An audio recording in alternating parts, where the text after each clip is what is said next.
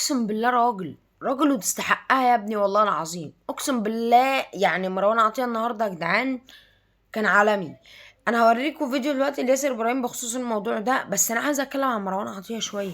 مروان عطية النهارده شال كوره، اللي هو انت لو الكرة لو كانت عدت، انت فاهم، مهاجم حرس الحدود رايح بهجمه بيعمل عرضيه قدام مصطفى شوبير قدام 3 خشبات، بيعمل عرضيه. مروان عطيه جه لحقها من قصاد المهاجم اللي العرضيه اتعملت له، جه قطعها من قدامه. لو ما كانش جه مروان عطيه قسما بالله الاهلي كان خرج الماتش ده 3-3، وما كنا تعادلنا مع حرس الحدود. مروان عطية في الشوط الأول جاب كورة مرتدة من ركنية لينا، لحرس الحدود. كرة مرتدة لحرس الحدود كانت ركنية لينا.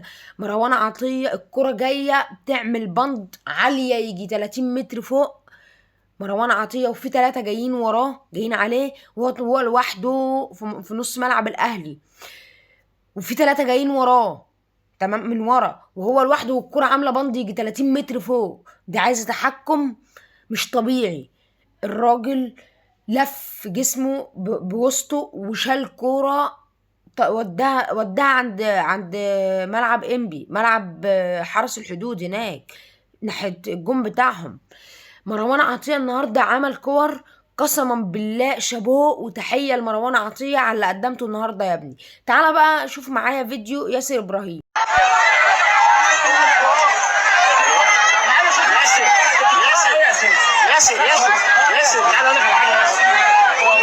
ده ياسر ابراهيم هو بيقول للراجل اللي هو بيسلم جوائز رجل المباراة لكل لعيب، بيقول له انتوا بتختاروا الجايزة على اي اساس؟ بتختاروها على اي اساس؟ دلوقتي اللعيبة ما بتحبش بعضها، دلوقتي اللعيبة بتحقد على بعضها. وانا مستغرب الاهلي بيكسب حرس الحدود بالعافية ليه؟ الاهلي بيكسب سيراميكا بالعافية ليه؟ الاهلي بيتعادل وبيخسر ليه؟ مستغرب انا، صح؟ انا اتأكدت ليه.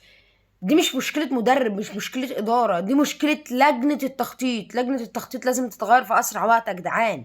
لجنة التخطيط لازم تتغير في أسرع وقت. شيلوا بقى العواجيز اللي في لجنة التخطيط دول، شيلوا العواجيز دول بقى وهاتوا شباب. هاتوا شباب بقى، شيلوا العواجيز اللي في لجنة التخطيط دول، مش ناقصين قرف. والله العظيم ما ناقصين قرف يا جدعان. وانا اللي مستغرب الاهلي بيتعادل وبيخسر وبيكسب بالعافية ليه؟ ما عشان اللعيبة مش حابة بعضها، اللعيبة بتحقد على بعضها. سؤال واحد لياسر ابراهيم، انت دلوقتي يا ياسر يا ابراهيم شكلك ايه قصاد مروان عطية وانت معاه كده وانت واقف قصاده، ولما يعرف ان انت قلت كده للراجل ومتضايق انه واخد الجايزة، شكلك ايه قدامه؟ بس ده سؤال لياسر ابراهيم.